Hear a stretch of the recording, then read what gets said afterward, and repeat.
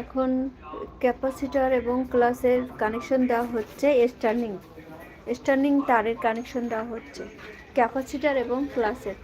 আমরা যে আজকে 2 HP ওয়াইস ইলেকট্রিক মোটরের ভিডিও নিয়ে এসেছি।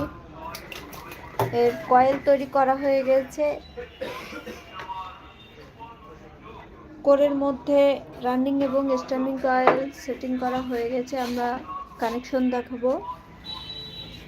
2 HP ধানঝাড়া ওয়াইসি electric motor for 220 RPM 1400 slot 36 running wire number 22 running wire number 22 plus 23 double তারে কয়েল করা হয়েছে। Running wire number 22 plus 23